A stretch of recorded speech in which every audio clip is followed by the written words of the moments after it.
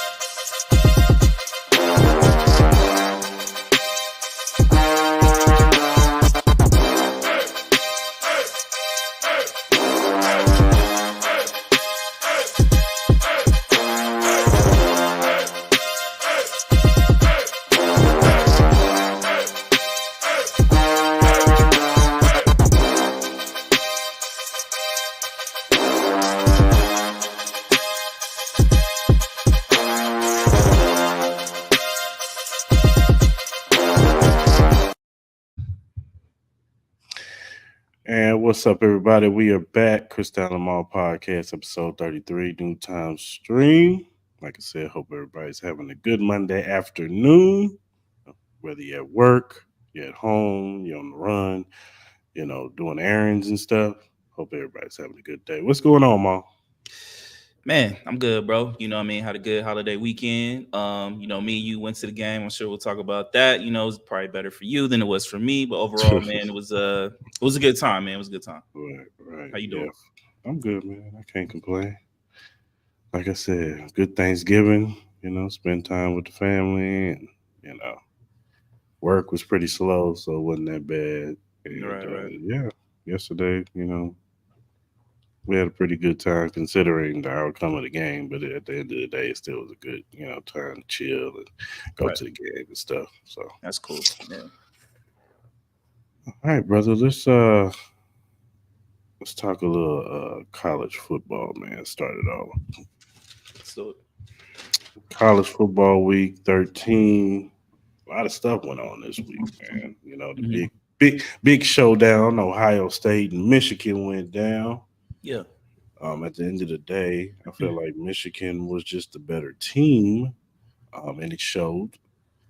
Um, their defense held up when they needed to held up when they needed to get points. They got points. Um, but a lot of people I saw them crushing. Marvin Harrison Jr. for that one pass that I think he dropped it. Hmm. But at the end of the day, he's still the best receiver in this Yeah. class. So we're not gonna do that.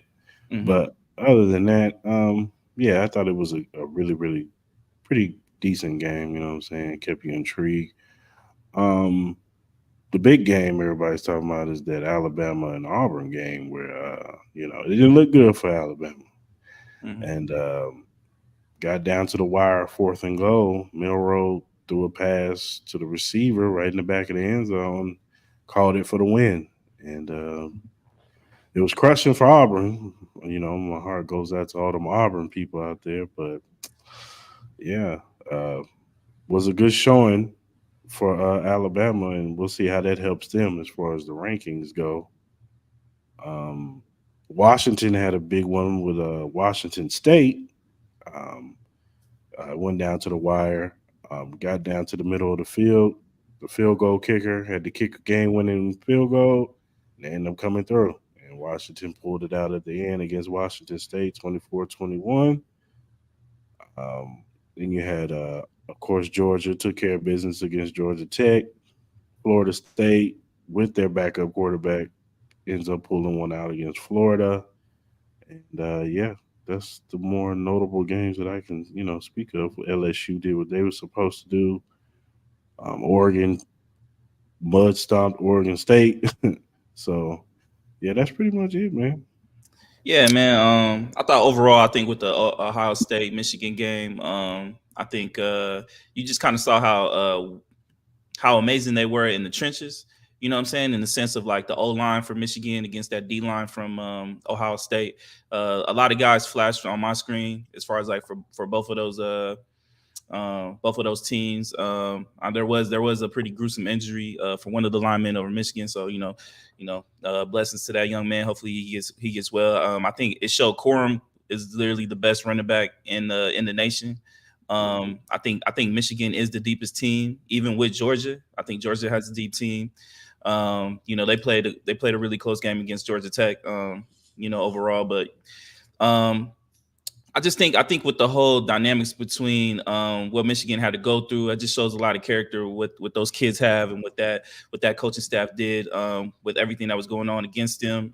There was a couple questionable calls for me, especially like when I was watching a lot. Me personally, I think a lot of the broadcasters, it seemed like a lot of Ohio State bias to me. You know what I mean? As far as like certain calls, you know what I mean? I think a lot of them to me were just point blank to me, especially like I think the one towards the end where it was a touchdown. I forgot the gentleman's name who caught the ball, and then the Ohio State player literally snatched the ball out of his hands, even though he already went across the goal line. You know what I mean? So and then a lot of people wanted to make a big deal over that, even though I thought it was a clear case. It was a touchdown. You know what I mean?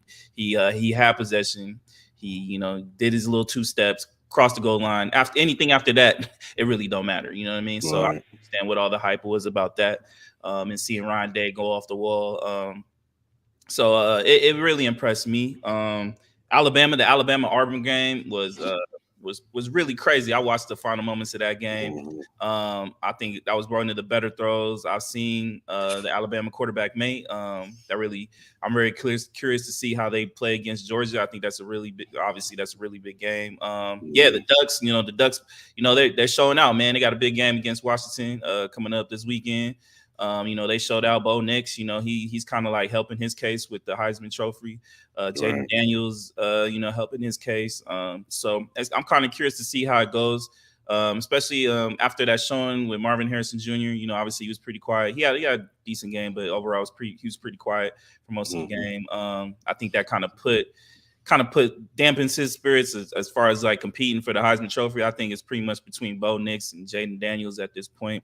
I would personally give my nod to Jaden Daniels, even though I think Mhm. Bo Nix has played pretty well. That's just my personal opinion, but I wouldn't be mad either one of those quarterbacks winning the Heisman. It's really that close. Um, and then obviously, Florida State playing really well without their starting quarterback who got injured last week. Mhm. Even though Florida is not really a good team this year, that's my team. I'm a big Gator fan. Them rivalry games, man. It's kind of like divisional games, man. We saw it, Mhm. with a couple of games over in NFL, man. It really don't Mhm. matter how bad your team is. If you guys play in the same conference or division, if it's a rivalry game, they're gonna go all out. So a lot of these games were pretty close, but the better team won. Texas really put on a really good showing against Texas Tech. They won 57-7, Mhm. really helping their chances to still compete for that top four position. Overall, man, it was a really good week, man. We got some really exciting games coming up this week, man. The top four is pretty crazy. I'm not really sure how that's gonna fathom, man. You know what I mean, with a lot of these games coming up. So it's gonna get really crazy here after this week to see who's gonna make it in the top four. Yeah, for sure. That's definitely going to be. I mean, you got championship week, so that's going to have indications on who's going to make it as far as the playoffs go, because a lot of the playoff teams are playing in the championship week. No, no, for sure. Um, I also wanted to touch on the UNLV game. I know everybody's excited about UNLV. As much as we are. They played San Jose State. Um, this game was kind of over before it started. San Jose got the ball first. They marched down the field, score, and then on the kickoff for UNLV, the returner fumbled the football, gave San Jose a short field. They ended up kicking a field goal and went up 10-0, and it just from that point it just like UNLV couldn't recover. Like Mhm. they were out of it after that, and San Jose just went in there and took care of business. Now UNLV still got into the Mountain West Championship. So hopefully they can bounce back in this championship game and get 10 wins. 9 wins is still good, but if they can get that 10 win, they'll probably get a decent bowl game, if not the Las Vegas Bowl. That'd be cool. So No, I think it's a good learn. Like UNLV has always been the underdog. You know what I mean? They've never been the team that a lot of teams go after. So I think they need to learn how to win games. They should win. I think this is a whole new dynamic for that program becoming a winner. We haven't said that in a lot of years I've lived in Las Vegas. You know what I mean? So it's something they got to learn. It was it's not what you want to see, but overall, hopefully they learn from it. Hopefully they bounce back, and hopefully they take care of business in the championship game again against Boise State. So it should be a good game. and Carl, as far as Colorado, I'm pretty sure you're talking about Colorado, not Colorado State. Me and Maul have already said that this team getting 4 wins is is an achievement because last year they only had one, so they Mhm. doubled their wins. They've been on pretty much every prime time slot that they can get on because of Dion. Right. And we knew that they weren't going to be that good because in the trenches they're terrible. Offensive line horrible. Defensive line they can't get a pass rush. All they have is a lot of speed on that team. And Shador Sanders is still a good quarterback. He has Hunter. He has the Franklin. I think his name is Franklin. Hmm. And there's another kid on there, the running back. But other than that, that's all they got. you Yeah, know. it's a small step. You know what I mean? Like like I said, it was like over 70 kids. They got new transfers coming in. Hmm. They're cleaning house. You know what I mean? So they have to set a whole new precedence on what they want to be, a whole new culture, which Dion's going to make. But it takes time, man. That's not something that could really get established overnight. You know what I mean? So obviously, with the makings of no one expected the Pac-12 to be as tough as it was this year. A lot of teams were a lot better than some would expect it. Obviously, minus the Oregons, USC's, and Washingtons and stuff like that. But Oregon State, I didn't expect Oregon State to be as good as they were. You know what I mean? So overall, man, I think Dion's heading in the right direction. I said they were a 1-win team last year. They got 4 wins. Hopefully they can double that. Hopefully they can become like a 7-win to 8-win team next year. Hopefully they can surefire that defense. They need a lot of pieces on that defensive side. Cornerback play, linebacker play, defensive end, defensive lineman. As you said, Chris, offensive lineman. They need to work on that. It's still a long way to go. Obviously, I don't see Dion going anywhere. I expect him to stay there, especially with Shador Sanders staying for another year, Travis Hunter having to stay another year.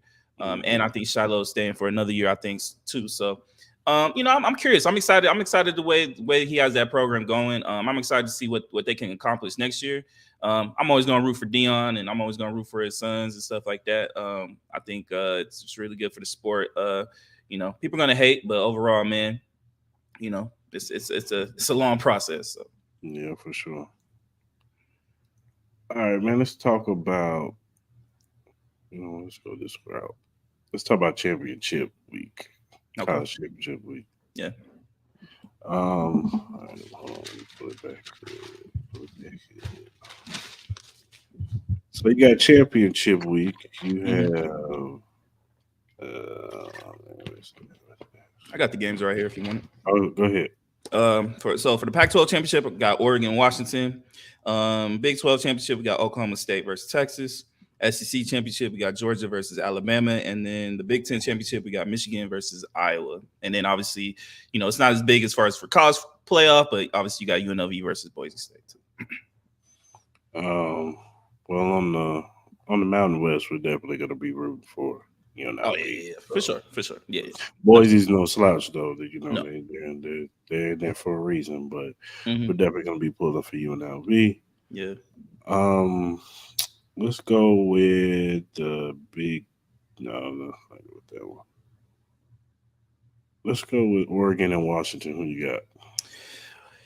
Man, this is gonna be a tough game, bro. I think this is definitely gonna be a high scoring game, especially with being inside in Allegiant Stadium. Man, the Allegiant Stadium is pretty much a fast track. We saw it, in person, on Sunday with both teams. You know what I mean? Mhm.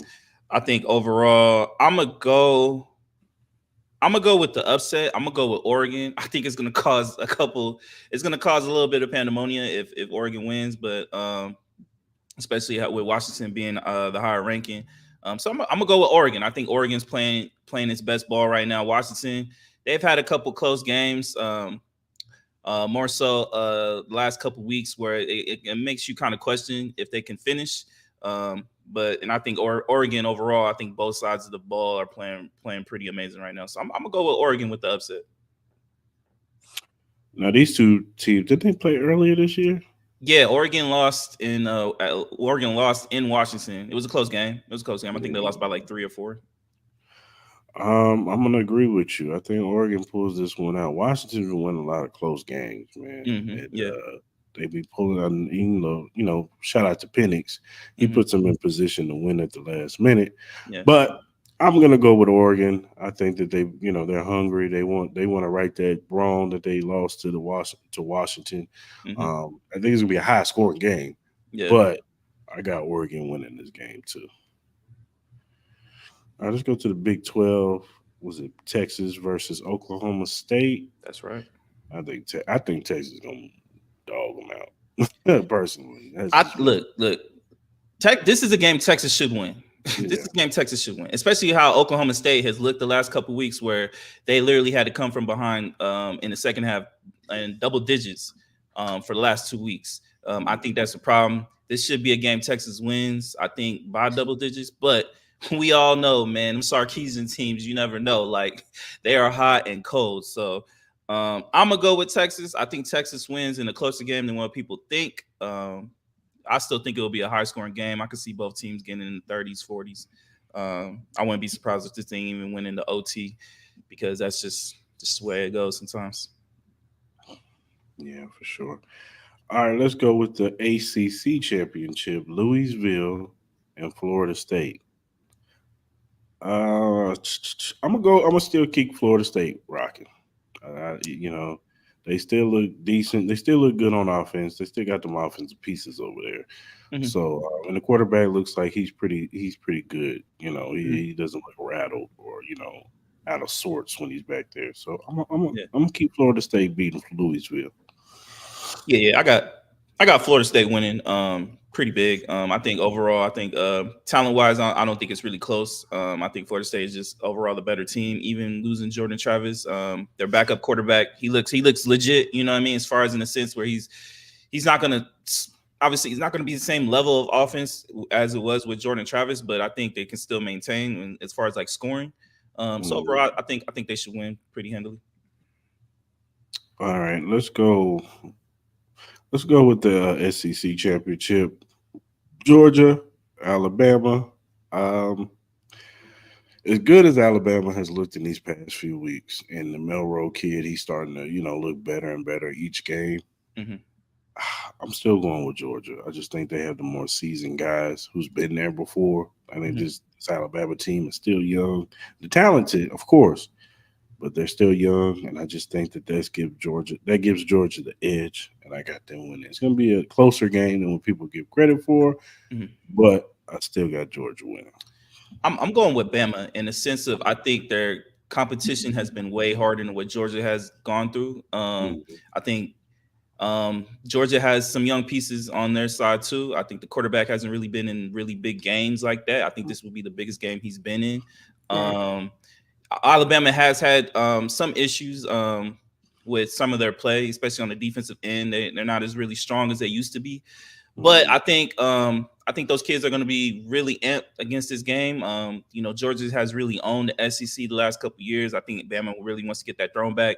If Bama wins, this it's really going to put a real tire spin on the whole college football playoff, because let's say if Bama does win, like, do you still keep Georgia in the top four? You know what I mean? Like, what do you do with Texas? What do you do with Florida State? What do you do with Oregon and Washington, depending on how that goes?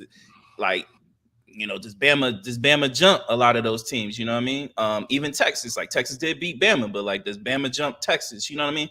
I think that will. I think that's what I'm rooting for because I just want to see the pandemonium for the last top four playoff we're gonna get, because obviously next year I think they go to a 12-team playoff next year. Mhm. So I Mhm. want to see the pandemonium, man. Honestly, Yeah. so I think Bama's gonna win. I think Bama's gonna win a close game. I think they're gonna win by 4 points. And then we're gonna see what Armageddon looks like with college football playoffs finally. Yeah. Yeah. And then the one that everybody's looking for, the Big Ten championship. hmm Michigan at Iowa. I don't think this is gonna be close right No, here. I think Michigan's gonna. Iowa can't score. You know what I'm saying? They always have decent defense, but they can't score. And No. Michigan's gonna. I think it's gonna be a blowout. Michigan's Personally. going to win handily. They're the better team. They get Jim Harbaugh back on the sideline, so they're going to be amped with that too. As long Mhm. as they don't come out bullshitting, you know what I mean, with Iowa, like Iowa can sneak up. Like, Iowa got them big boys up front. You know what I mean? They always Mhm. going to have them the big boys up front. But as long as Michigan comes and plays with inspired football, like I think they will, especially getting their head coach back like they did against Ohio State. It shouldn't be Mhm. close, man. They should be smooth sailing into the college football playoff. They should be a top two, maybe even the number one team, depending on how everything goes this weekend. Yeah, for sure. All right. Speaking of which, who is your top four teams right now? So right now, I'm gonna go Georgia number one. Mhm. I'm gonna go Michigan number two.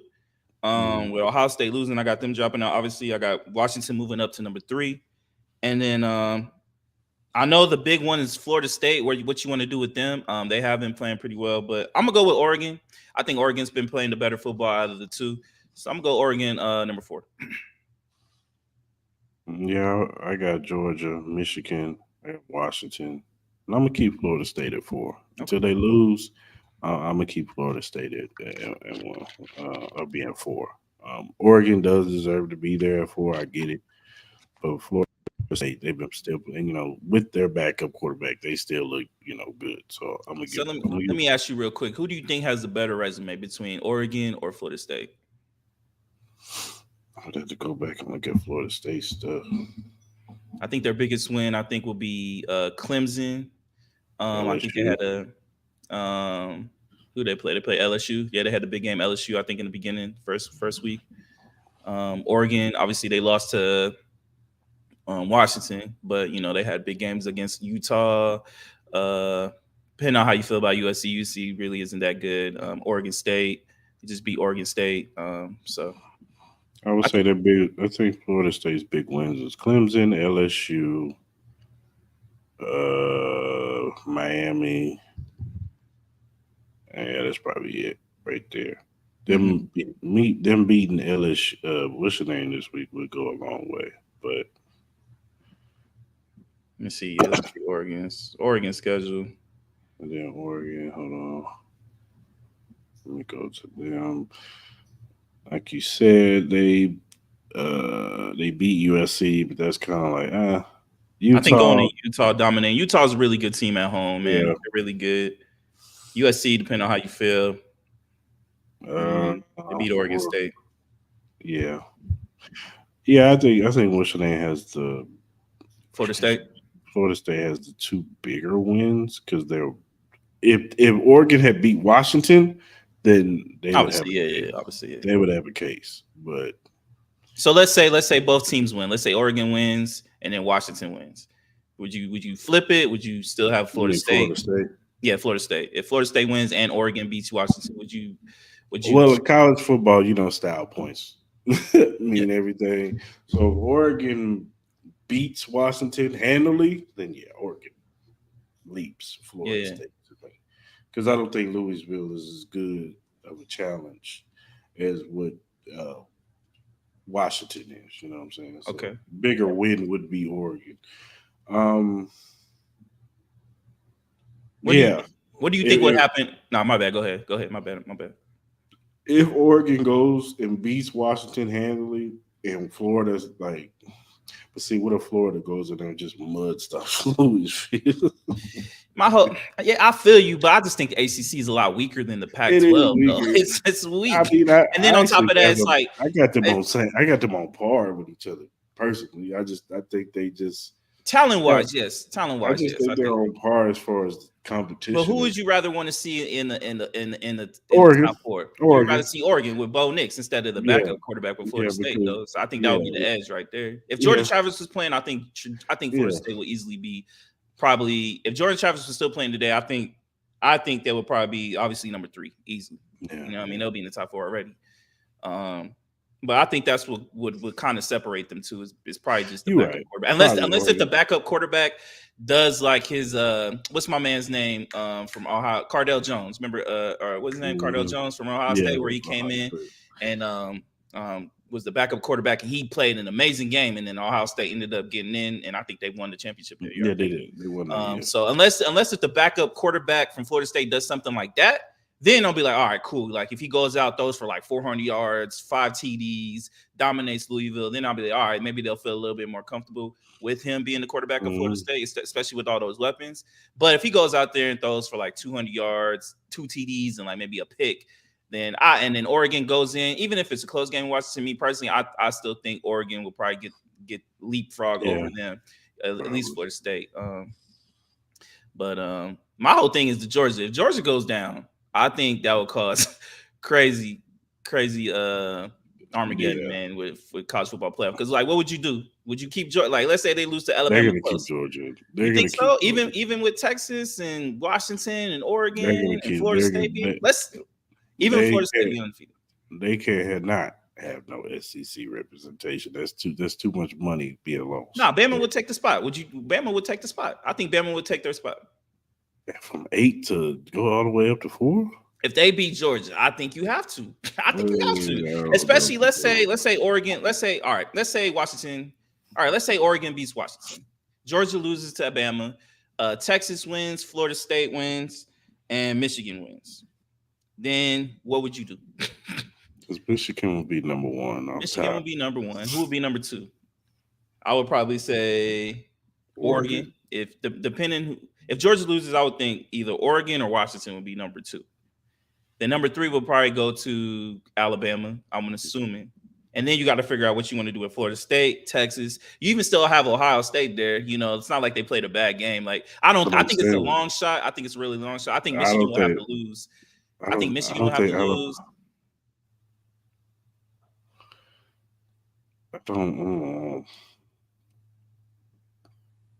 I don't know. That's difficult because I don't see. It'd be different if Alabama was like 5. Then I'll be right there with you. Like, yeah, Alabama could leapfrog and get in there, but they at 8. That's a lot of leapfrogging. If Bama wins, let's say Bama wins, Georgia loses. You would have to put Texas in because Texas beat Bama. Yeah, you would have to put Texas. Exactly. You have to put Texas in. So if I'm Texas, I'm like, what the? So then low key would be Michigan. Then the winner of Washington, Oregon. Then it'll be Bama and Texas. If it goes that route, that's how I think it would go. You can't keep Texas out, especially and put Bama in. You can't do that. No, you can't. You can't at all. But then people will be like, Georgia should still be in there too. Because especially, I think a lot of people say that, especially since they're back-to-back champions, and they feel like Georgia should still have that right, even if they lose to Bama, to defend their championship. Especially their back-to-back championship, especially if they lose. You know what I mean? I feel like that's a lot of people's probably mindset with that, which I understand, you know what I mean? But this is why they probably should have had that 12-team playoff start this year, honestly. Yeah, should have. They should have. This would be the perfect year for that. Yeah, honestly, that might have been the best one. Yeah, for sure. All right, man. You wanted to play this game called Pick or Stick with Jaden Daniels, the quarterback from LSU. So yeah. All right, man. So we're gonna play a little game. You know what I mean? This is something I came up with. I'm gonna play with you, man. I'm gonna throw out some names. You tell me if that team should pick Jaden Daniels or stick with their starting quarterback. I'm gonna throw out some quarterback names. So I'm gonna start off with number 1. I'm gonna go with Tua.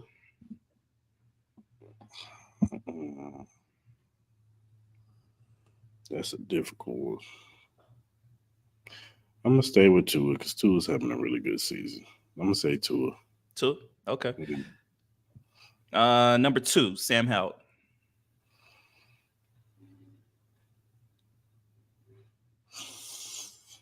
I'm gonna go Jaden Daniels. Jaden Daniels, okay. Number 3, Justin Fields. Kind of like the same player. I'm going Justin Fields, the same player. You think Justin Fields throws the ball the same as Jaden Daniels, or you think Jaden Daniels is a better thrower? I think they throw the ball the same way. Like I think so. And I think they're both explosive runners. So I'm not gonna. I mean, even if Jaden is slightly better throwing the football, it's like it's not like light years better. So okay. Yeah, I'll stay with Justin Fields. All right, number 4, Jordan Love. I wasn't gonna make it easy for you, player. I wasn't gonna make it easy for you, dog. That's the difficult one because he's actually been playing pretty good ball He these has last been 2 playing weeks. really good the last couple I'm weeks. gonna go with Jordan Love. I'm not gonna dismiss him. I think Jordan Love is putting it together now. I think he just Okay. had a little bit of whatever. Okay. It's just Okay. Number 5, Russell Wilson. Jaden Daniels. Seen Quick, Okay. fast, in a hurry. Number 6, Bryce Young. Ooh. If I say Jaden Daniels, it's not because of Bryce Young. It's just Mhm. that because of that offensive line is so bad, they need somebody who can run Right. Right. Right. and get away from the defensive line. So I would have to go with Jaden Daniels for this offense because of this offensive line. Okay. Okay. I got a couple more. Number 7, Derek Carr. Jaden Daniels. Number 8, Geno Smith.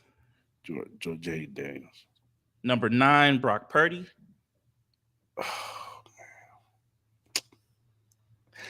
I'm gonna stay with Brock because he's manning the ship. He's all right. Okay. And then last one, number 10, Deshaun Watson. You gotta stick with Deshaun because that damn contract. Ain't about to pay this dude and he's sitting on the bench. Nah, man. No, For sure. no.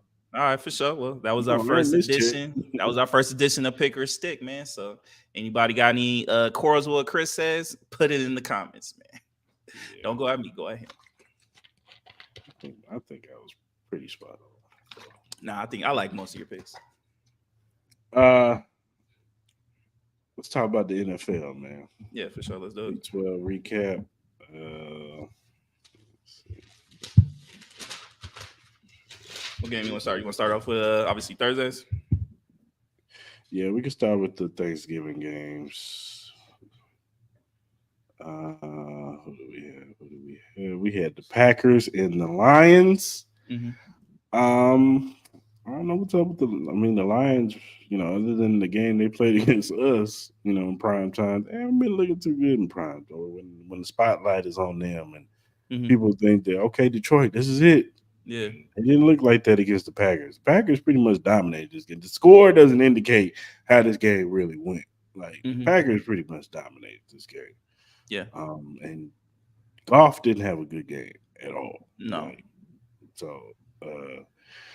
Hey, the Packers look like that's what we play this week. Or Chiefs on Sunday Night Football, but Packers now they starting to look up. You know what I'm saying? They might sneak. They could have a chance to sneak into that wild card. But yeah, the Lions they got to start winning some of these big time games when the spotlight is on them, especially on Thanksgiving. This was the time to change it around. We always used to Detroit losing on Thanksgiving. This Mm-hmm. could have been the turnaround for the casuals to be like, all right, Yeah. Detroit, they might be something. But now the casuals looking like the Lions are the Lions, even with their good record. So, Mm-hmm. um, I don't even talk about Cowboys and Commanders. That was a bludgeon mud stomp. Cowboys came out and did what they were supposed to do against the Commanders. Um, Defensively off they did what they wanted, and I give it to Dak. Dak has been having some really good games, yeah. Even though the competition ain't great, Dak has been having some great games. He's calmed down the interceptions and the turnovers. He's throwing the ball better. I think McCarthy's system has been a little bit better than what they did with Kellen Moore. Um, so yeah, Cowboys are looking good. Same thing with 49ers. They took care of business against Seahawks in Seattle against the 12s. It wasn't really a match. The 49ers did what they wanted. So Yeah. what's your thoughts on Thanksgiving Day? So I'm gonna start off with the Packers Lions. I think overall, you kind of seeing the worst of Jared Goff, like what you can get with Jared Goff, turning the ball over, not really looking very comfortable in the pocket. I think what they need to do, especially the last couple weeks, he's just been turning the ball over like crazy. I think what they need to do is I think they have a two-headed monster with that running game. I think they really need to start focusing more on running the ball, especially with how their defense they just cannot get no pressure. Aiden Hutchinson is the only person that can really get any pressure on the quarterback. I think what they really need to do is just kind of really focus on running the ball, maintaining possession. They do have explosive weapons with Williams and Amon-Ra St. Brown and their tight end Laporta. I think they have a lot of weapons there, but I think their running game is just so dynamic, especially with David Montgomery and Gibbs. I think they really just need to focus and just settle down on the running game, not not put golf in just precarious situations. It looks like the offensive line is really having struggles lately too with protecting Jared Goff. So I think that would help out as well. Obviously with the Cowboys, I don't know what you really want to say. Like the Commanders are the Commanders. They're going through this whole. Obviously, Ron Rivera is probably going to get fired here soon. They're probably going to figure out what they want to do with the rest of that staff with Eric Bieniemy. Hopefully, he's not going to get axed off, but you never know. They might go a whole different route with that whole team. The Cowboys obviously dominated again, which is something that you want to see them do with um, teams that are not on their level. You want to see them dominate, which they have, but overall, they haven't really beat any great teams. They lost to the Eagles, even though it was close. They lost to the Eagles. They got waxed by the 49ers. Obviously, the next 5 games we'll definitely see. They got the Seahawks, Eagles, Bills, Dolphins, and Lions coming up their next 5 games. So we'll obviously definitely get to see how if they're legit or not. Obviously, if they can go in there and win, go 4-1. And Dak Prescott, I think, and Dak Prescott dominates. I think he's an easy MVP winner, honestly, if they can get through this and he performs well. Yeah. And then the Niners and Seahawks, this really just shows how dominant the Niners really are. Chase Young looks amazing alongside the rest of those guys, and on that defense, I think they really have the scariest team next to the Eagles. So they dominated the Seahawks with I thought it would be a little bit closer game, especially with the rivalry between them. The Seahawks, they have talent on that team as well, but I think Geno Smith has just been playing pretty bad lately. Obviously, he had the elbow injury. I think it was like a bruise or something like that. So they need to figure out what they want to do. They got a big game coming up on Thursday with the Cowboys. So yeah, man. Overall, man, that's just kind of like my thoughts on the Thanksgiving games. Yeah, and then we had the Black Friday game, the Dolphins at the Giants, um, or the Jets. My bad, the Jets. Mm-hmm. Pretty much went how I figured it was gonna go. Yeah. This defense can only hold up for so much because they can't score, Mm-hmm. and the Dolphins just have too much offensive power. Tyreek Hill went off. Jay Waddle went off. Like Yeah. it was an offensive extravaganza for the Dolphins, and they just showed that they're the better team. That's all it is. Nah, for real. Like, obviously, the thing that I'm really liking the way their defense is playing. Jalen Ramsey coming back, I think that really helps their defense. Obviously, you would like to see Bradley Chubb, be a little bit more dominant on the pass rush, but you're gonna get what you're gonna get with him. The thing that scares me the most is Tua and the turnovers. He always has these ugly, untimely turnovers, man, that can kill the momentum of the game. If he could just control that, I think the Dolphins really could be a very, very scary team going into the playoffs. If they can just shore that up, I think they can easily win a lot of the rest of their games. Obviously, we'll know better what they're like towards the end. I think Christmas weekend they got the Cowboys. New Year's weekend they got the Ravens, and then obviously their last game they got the Bills. Depending on where the Bills are in that position, the Bills are always going to give them a tough game. So I think those 3 games will literally show us how the Dolphins will play in the playoffs. But overall, man, I think they got the talent. Obviously, they got the offensive talent to win any game. I do like the direction of that defense. So we'll just see how it goes, especially the last couple games of the year for them on their schedule. Yeah, for sure. All right, let's go with the Sunday slate. We had the Colts and the Buccaneers. It was a little bit of a back and forth in the beginning, but the Colts pulled it out. Jonathan Taylor, had a pretty good game. Yeah. Buccaneers are that middling team. Like they can beat anybody, but they can lose to everybody. You know what I'm saying? Yeah. Just they got talent over there. It's kind of aging talent, but Mm-hmm. they got talent nevertheless. The defense still has pieces over there, but at the end of the day, the coach just offensively was just a little bit too much for the Buccaneers. So Yeah, the Bucks. I can't wait to see Mike Evans play with a new team with a real quarterback. Like he's looking really good, even with Baker Mayfield. But overall, that team is just—they're not going really anywhere. I am liking what I'm seeing from Rashid White, though. I think Rashid White the last month has looked like the running back I expected him to look like. So I think that's a really good sign.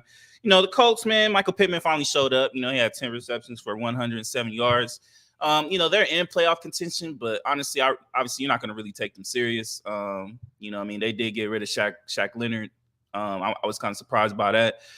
So overall, man, there's not really much to say on this game, but it is what it is, man. These teams aren't going anywhere this year. yeah, and then you got the Steelers and Bengals. Jake Browning.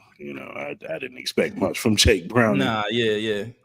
So this game went about how I figured it was gonna go. Hopefully, maybe we'll see. um, but then you have the Steelers. I mean, they looked okay. Yeah.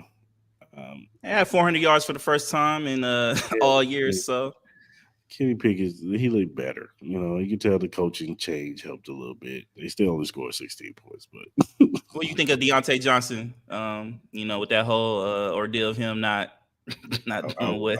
I will comment on that on my hell no. Oh, okay, Stay. okay, for sure, for sure. Then you have the Titans and Panthers, two bad teams. Went about how it went. Titans are just slightly better.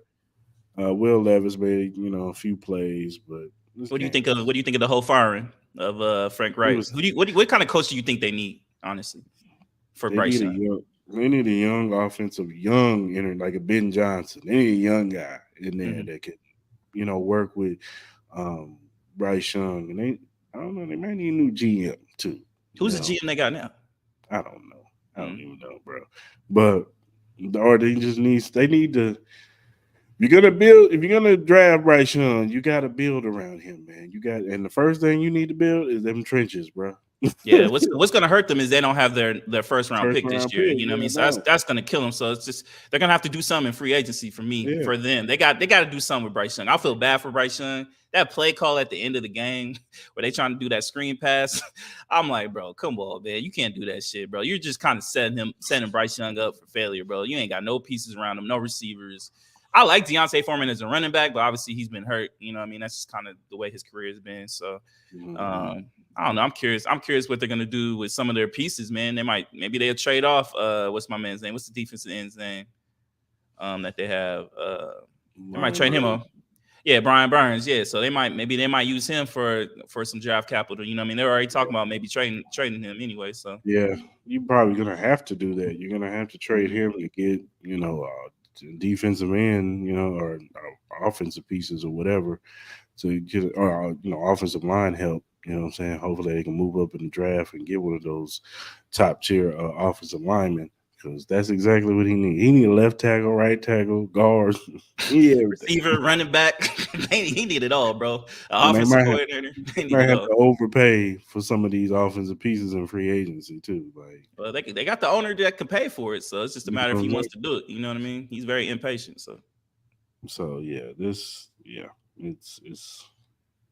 not good in Pantherville, but hey, they went the right direction. So you think Derrick Henry should ask for a trade out of the Titans and go somewhere? trade or release me, do something. Or So I can where go would you play like to see Derrick Henry go? the Rams. The Rams? Oh, kind of have like that Todd Gurley type feel to it. You know what I mean? The But they Rams. got Karen Williams. Karen Williams killed it Yeah, yesterday. You really yeah, think they need a running back? yeah. They probably don't. I would say the Cowboys, but the Cowboys have been playing really good. But he was still look good in that. I think the Cowboys will be a really good because I don't think Tony Pollard's a every down back. The I think Buffalo he's Bills. Bills would be good. I think him and James Cook. I think that would be a good one too. Buffalo Bills. That's where he needs to go. Mm-hmm. So, For sure. um, what's there to say about the Patriots and Giants? Nothing. Bro, skip it, bro. We ain't got nothing to say about that, bro. Ain't got nothing to say. I ain't got nothing to say about that game. That game was terrible. What is there to say We about gonna that skip that game? shit. Two bad teams, and all right, let's talk about a real game. Jacksonville at the Texans. This is pretty much it's a really big game because this could have whoever winning this division Mhm. implications. The Texans beat them earlier in the year, and now the Jaguars they trying to come back and avenge their loss, and they pretty much did. Trevor Lawrence had a really good game, man. He was slinging that football around. Mhm. 364 yards a tug. Then he had one on the ground. Um, Calvin really had a decent game. Christian Kirk had a pretty decent game. Um, but it came down to the wire. CJ Stroud, he had a really good game too. Had some dope, had a throw to Tank Dell that was just amazing. Mhm. This kid is just he's anything short but amazing, man. This kid is the offensive rookie of the year. We keep reiterating it, and this dude, he's putting this Texas team on his back. Um, so yeah, and Tank Dell is just amazing too. Nah, That kid right there. I think CJ Stroud is literally on his path to taking control of that division. Yeah, You know man. what I mean? I like him better than Trevor Lawrence, honestly. I'm Me not too. gonna lie, Me bro. too. Me I too. like him better than Even Trevor Lawrence, man. and even Trevor Lawrence had to take notice. Like, nah, this dude is real. Like, this is Nah. gonna be. These are gonna be the battles, for years to come. Me and him going back and forth, which that's good for that division because they need some juice. No, for real.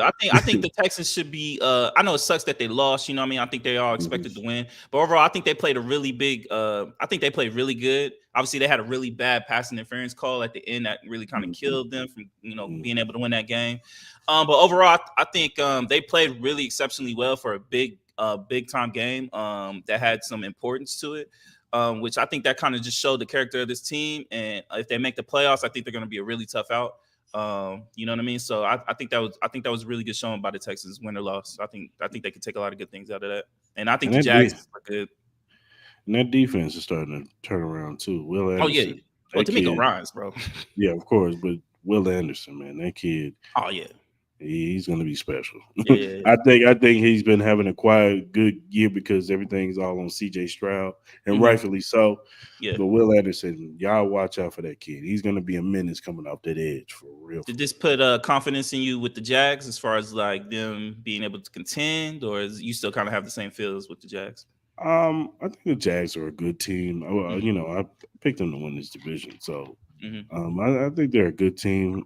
It's yet to be seen. Can they compete with the Ravens? Can they compete with the Chiefs? You know what I'm saying? That's what it all comes down to with Jacksonville. Can you compete with the top of AFC? Can you go into because you're gonna have to go to Baltimore and beat Baltimore and Baltimore. You're gonna have to go to Kansas City and beat Kansas City and Kansas City. So can you do that? Now last year that was a good step. Beat the Chargers, which I think not no disrespect to Jacksonville. I think that was more so on the Chargers just being the Chargers Hmm. than Jacksonville just really just winning that game. And the Chargers literally all they had to do was score a touchdown in that second half, and they probably would have won the game. But Yeah. Jacksonville won, and I'm not taking it away from them. But I want to see them. Can they go on? They're gonna have to go on the road in these playoffs in crazy environments in playoff conditions. Can you beat Baltimore in Baltimore? With Lamar Jackson looking at you on the other side, or can you be with Patrick Mahomes looking at you on the other side? You know what I'm saying? Can they do that? So I don't really think there's a clear cut favorite in the AFC. I know some Yeah. people may disagree. No, no, Me no. You're personally, right. I don't really think there's a clear cut favorite. I think any team that makes it in the playoffs Mhm. can be any team. You know what I mean? Mhm. Kansas City has been shown they can be beat at home. Yeah. Even though it's still a tough place to play, they've shown they can be beat. Yeah. Yeah. Yeah. Jacksonville, obviously, the Ravens. We'll talk about that game, but yeah, I think Jacksonville has a shot, but we'll see. Yeah. Let's go Falcons and Saints. Falcons pretty much handled business. They did what they were supposed to do. They gave the ball to their playmaker, Bijan Robinson, which they should have been doing. Yeah, I don't know what the disconnect is with the Falcons. Get the ball to Robinson. Like, what are we nah, yeah, doing he's explosive. Yeah, here? This dude is a monster out there. yeah. Like, come on, man. I'd give it to him and run, passing the ball to him. Do everything you can to get that guy the ball in his hands because he makes magic. You know what I'm Nah, saying? yeah. So The most exciting thing about that game was probably the 50 years of hip hop celebration when Ludacris came yeah, with hanging it down. That Ludacris, shit was Ti, dope. yeah, that was Um, dope. what do you rate? But what would you rate the Derek Carr experience so far with the Saints? What grade would you give it? Probably a A D, a D. a D He minus probably, he D. probably be a D. Yeah, He's just he can't stay healthy this season. hmm That's really and then he's been so up and down, man. Like you got all these offensive pieces over there.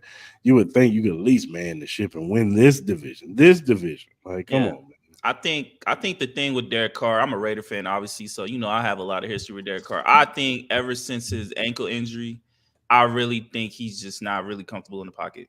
You can kind man. of tell. the antsiness, the kind of like ready to throw the ball away really fast, even though it does, even though his offensive line is really protecting him, but the little bit where it looks like the line isn't closing in on him, it looks like he's just panicking mode. You know what I mean? He doesn't really look like the same quarterback. It's like he's kind of like showing the same kind of like characteristics as his brother did when he was with the Texans a little bit, David Carr. Yeah, I just think it's just not really going the way a lot of Saints fans predict. I got some homies that are Saints fans and they despise Derek Carr. They're ready to get rid of this dude. So yeah, I would honestly agree with you. I'll probably give it like a Yeah. D plus, obviously with the record. Then you got the Rams at the Cardinals. Rams just they did what they wanted at this game. Mm-hmm. Matthew Stafford actually had a really really good game in this game. I like a lot of the young pieces that the Rams have. I Yeah, think I the think they're like a receiving couple. core. The receiving core is nasty. I think the running game is really good. The defense is not that bad. Obviously, you still got Aaron Donald. You still got to figure out if Aaron Donald's going to continue to play. But I Yeah. low key think if they can solidify that back end on the defense with the cornerbacks and stuff like that, I literally think they have a shot to be at least a playoff team next year. I think honestly. No, I'm not disputing that at all. Matthew Stafford had what he had 229 before touchdowns. Mm-hmm. Like you said, his name Kieran Williams. He had 143 on the ground, so they probably solidified their running back situation. Yeah. Uh, but yeah, they got offensive pieces with Puka Nakua. You still got Cooper Cup, but those two didn't even have a great game. They weren't No. even the ones that was balling. It was No. Atwell, it was Williams in the air, and it was Higbee. Mm-hmm. So that Mm-hmm. goes to show like they got talent over there. It's just Yeah. like you said, that defense get that a little bit better in the back end, and yeah, I think Kyler Murray been see, playing good too. And even no, despite Kyler's been them all right. losing 37-14, Kyler Murray had a really decent game. He just doesn't have a lot of talent around him right now, so he only could do so Here's, much. here's Marquise Brown. That's it. Yeah, That's that's all he got. not That's really all he saying got. much. Yeah. Yeah, exactly. So get Kyle out of Arizona, man. Hey man, maybe a Raider, dog. I wouldn't mind that. I wouldn't mind Kyler Murray being a Raider. Hey. Not at all. Then you had the Broncos at the Browns at the Broncos. They're really about to make the playoffs, aren't they? Yeah, they're probably gonna backdoor right up in that playoffs. They're what on a 5 game winning streak. Yeah, they have the longest winning streak in the league right now. Yeah, 5 game winning Five streak. game winning streak. They just asked Russell, don't mess it up. Just don't mess it up. We're gonna run this football with Williams. Don't mess it Nah, up. he only had 134 yards passing. Hey, That's what I shit, said. I could do that. Like, come on, And man. then when the fourth quarter comes, you got to make a few plays here and there, off script plays. But other than that, don't mess this up. The defense is actually playing way Yeah, better. they're looking like the defense of what they had Yeah, last year. Yeah, I yeah, think that's what's saving them a lot. Yeah. Mm-hmm. yeah. That defense is looking a lot better than what it was in the Yeah. 70-point debacle. I Mm-hmm. think Vance Joseph is finally, putting his imprint on this defense, and it's finally showing. You know what I'm saying? So, So let me ask you. Sorry to cut you off. Let me ask you. no, Since no, your no. team will obviously make the playoffs, what do you think the fear level of playing the Broncos is right now? With that defense playing as good as is playing right now, yeah, I get Russell Wilson isn't playing I give great. him a 6. I give him a 6. I give him a 6. That's the 6 on the scare meter. Yeah, I give him a Okay. 6. That's probably high right there, but only because of the defense. Sean Payton is a Hall of Fame type coach, so you got that working for him. He's finally getting his message across on this team too.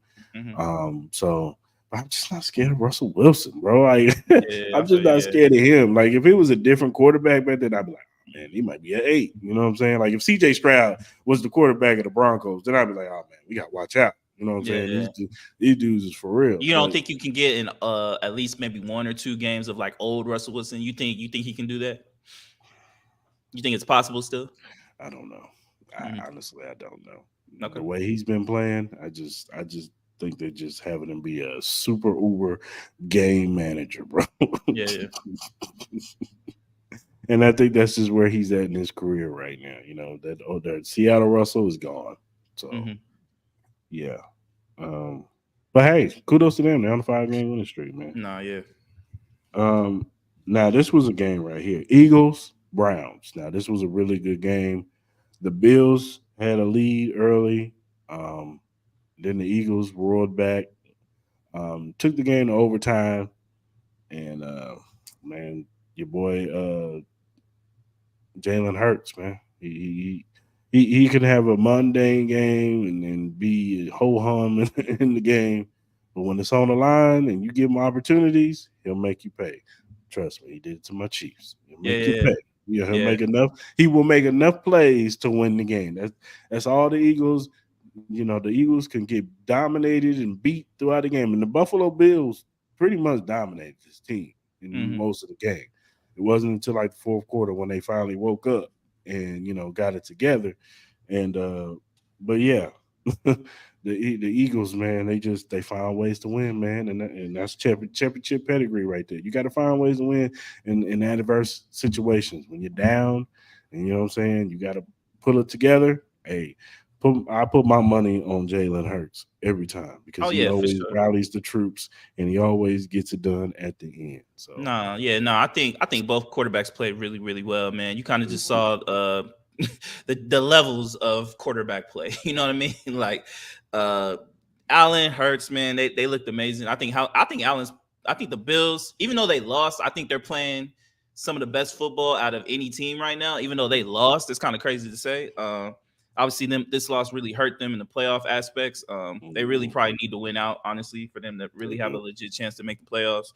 But the Eagles, man, like they really haven't played a legit solid game yet, and yet they're still beating, and they're beating like really, really good teams. You know what I mean? It's not Right. like they're beating like a cupcake schedule. Like they still got to play the Niners next week. They got to play the Cowboys after that. You know what I mean? I think Mhm. you know what I mean. So, uh, you would have to have the Eagles as the favorite to win the Super Bowl. I think between them, the Niners, and the Chiefs, I think those are your probably top three teams to win the Super Bowl Mhm. right now. Even the Cowboys, I'll probably throw the Cowboys in there, even though I still got to see them beat a legit team, honestly. Right, But right. the crazy thing is, Josh Allen is 0-6 in OTs. I think that's crazy, man. He's too good to be 0-6 in overtime, man. Really, he really is. They don't know how to handle them, man.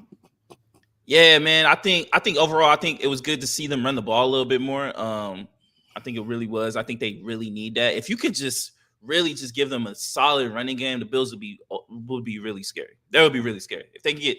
That's why I agree with you. I think the Derrick Henry thing will be amazing. Which is it's kind of crazy to me why a lot of these GMs did not pull the trigger on a lot of these trades.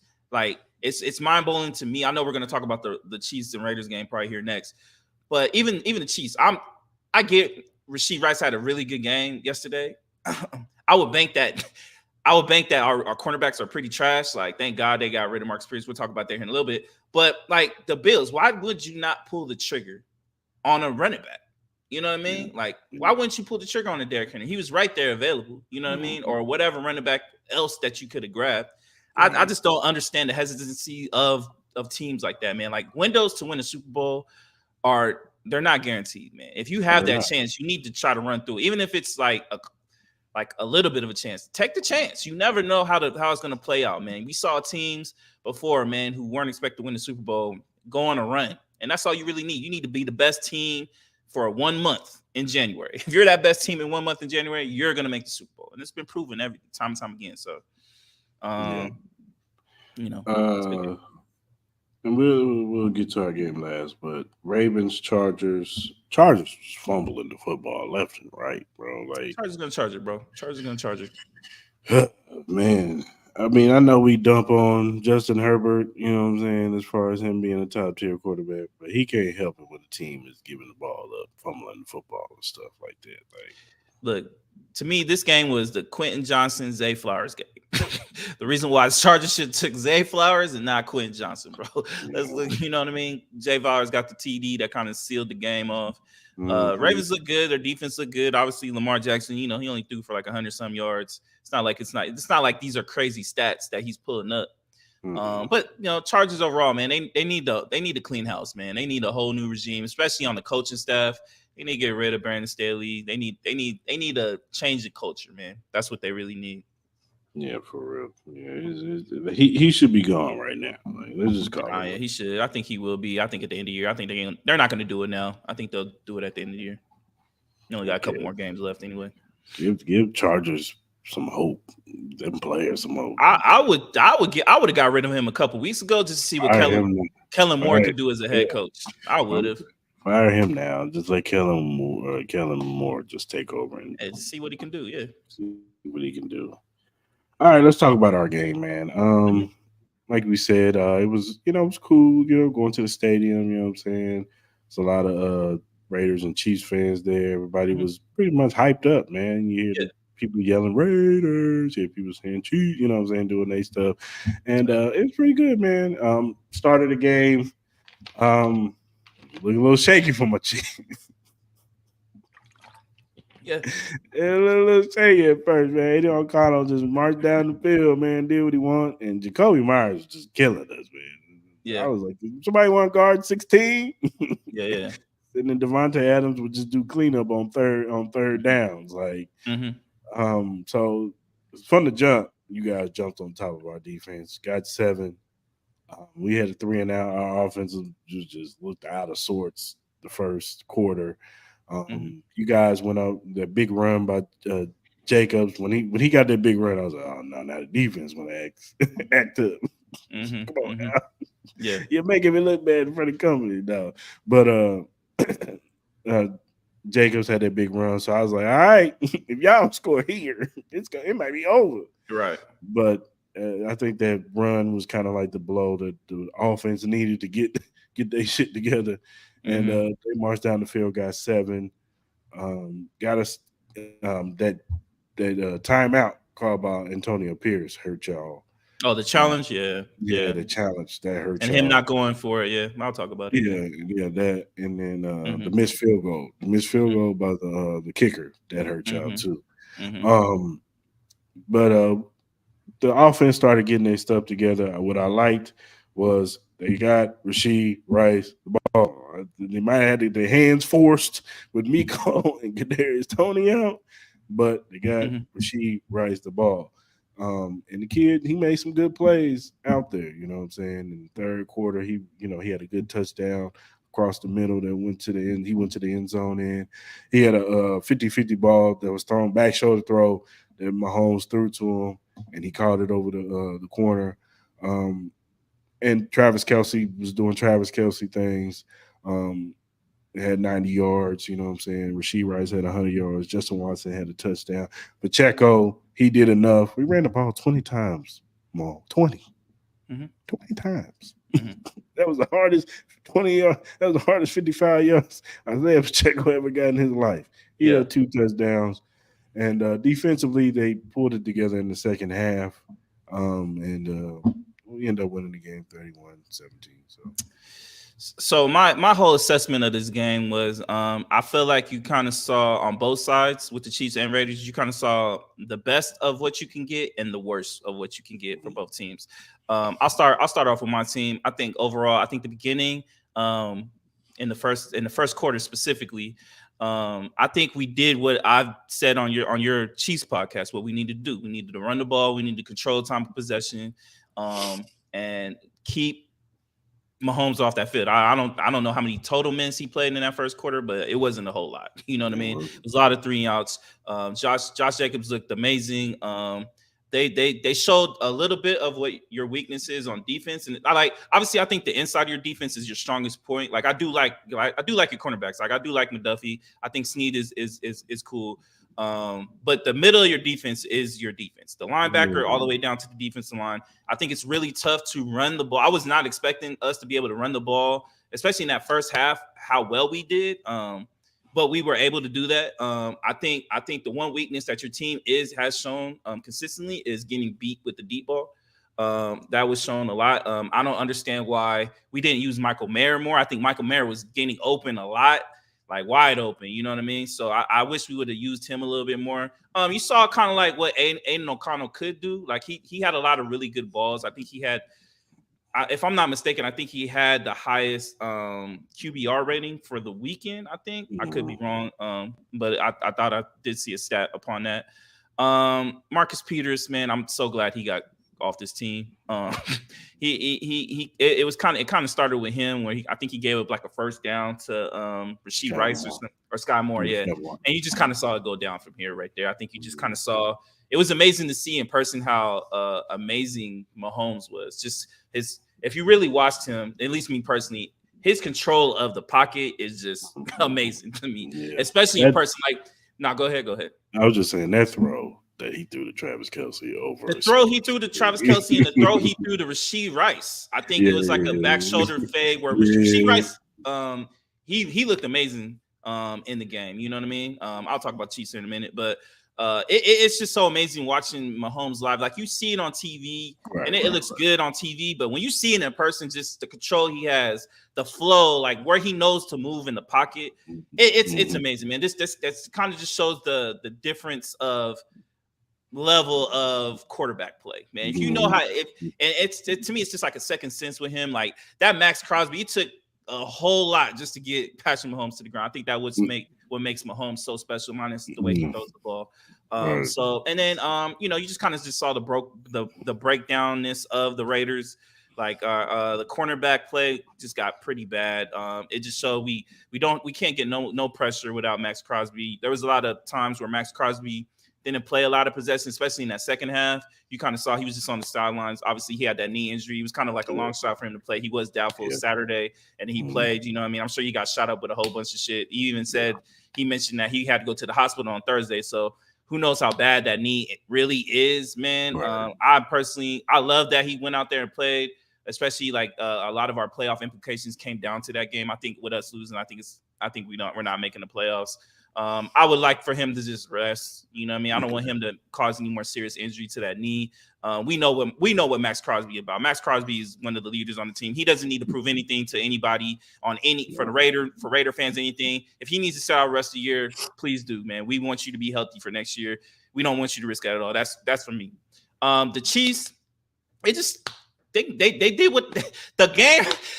These motherfuckers, y'all motherfuckers never run the ball. The day y'all want to run the ball, it has to be against my Raiders. I think if you guys played how you guys played majority of the year, I think we win that game. But I think with Andy Reid finally ran the ball. And no matter how hard it was for Pacheco to get those yards, I think they needed to do that. No matter what, run the ball with Pacheco, man. Number one, it makes it easier. It gets Travis Kelsey open, especially with the play action pass. It gets Rasheed Rice going open with the play action pass. All the crosses literally killed us, man. That's kind of what won the game, man. Y'all are pretty much doing crosses, screens, all that. That pretty much got it open. Rasheed Rice has potential. I think he literally talent-wise, he's your best receiver. You know what I mean? It's not, and I don't even think it's close. I still think the receiving core is still the weakness because you did see in the first half they just won't get open. Rasheed Rice had another bad drop again. But you know, Travis Kelsey had an okay game. It wasn't nothing like memorable, but he had an okay game. Overall, man, the first half, I was excited that we kept it close. It gave me, I told you at the game, it reminded me of that game we were up, I think like 21-0 or 21-3, and y'all came back and won with, you know what I mean? So overall, man, I'm glad they got rid of Marcus Peters. They cut him. They cut Marcus Peters, Roderick Teamer. They got rid of him. That's the guy that had the DUI right before the game, which is fucking stupid. So they got rid of him. So I'm glad AP is really setting the culture there. Obviously, he has some rookie head coaching mistakes. I think him challenging for that first down was not smart. I think him not going for it. Like at the end of the day, we got to beat the Chiefs. You got to go out with the Chiefs. You know what I mean? You cannot leave any points off the board. So we didn't go for it. Obviously, Carlson, he's a really great kicker. I think he's one of the top 3 kickers in the league. I was surprised. Harlem curse, man. It was the Kevin Harlem curse, man. He was hyping him up before the kick, and yeah. So he missed it. Nah, facts. So, you know, he missed a crucial 3 points right there. We could have been up 17-0. But overall, man, it just showed what we need to do, man. We need to shore up the cornerback play. Linebacker play is okay. Tyree Wilson is terrible. Like, get him off the edge. Get him off the edge. There's nothing else we need to see. I'm still pissed off we didn't get Jalen Carter. But, bro, try to move him inside because he has no moveset at all. If you're going to be on the outside, you need a moveset. You need a spin move. You need to use your hands. All he does is bull rush every single pass play. Just put him in the inside. He might be better on the inside, but he does not need to play on the outside at all. Like it's a wrap. Like there's no patience anymore with Tyree Wilson. It's a wrap for me. I told you to watch him. I don't know if you paid attention to him that much, but I did, and he's just not that good, man. But overall, man, you know, I'm not surprised how the game went. Maybe it's just the coaching and the culture for him is not Bro, he There. does not have a move set, bro. Look, if you watch Jalen Carter and you watch Tyree Wilson, it's pineapples and oranges, bro. There's no reason why. If you look at Tyree Wilson, you would be like, how was he a first round pick? How was he a first round pick? You picked Tyree Wilson as a hope that he has the talent to be a first round pick. He has the talent to be a top defensive end, but you have to develop him into that. For a first round pick, you need somebody that's a surefire pick. You don't want development play. You pick developmental in the third, fourth, and so on rounds. The first two picks, you need surefire players. And it's like, it makes no sense. But that's the Josh McDaniels. We got, we still have to, deal with the Gruden picks. Now we got to deal with the McDaniels picks. Hopefully in the future, we can just pick players that we know are going to come in and produce. You know what I mean? That's what we need to do. So, yeah. Let's see how it looks next year, man. Let's see how it looks. Nah, there's nothing else to see, bro. With an off season, now edge. he knows how to. You know what I'm saying? He's not coming in No, hurt. he don't do anything. He just bull He's rush. He not. doesn't need He to play was the hurt, edge. man. I don't He's care. hurt, man. Play him on the inside. Don't play him on the edge no more. Switch him into the inside line. He don't need to play the edge no more. I'm in to get. I get to play it one more year, man. I'm not. I'm good, bro. I'm good.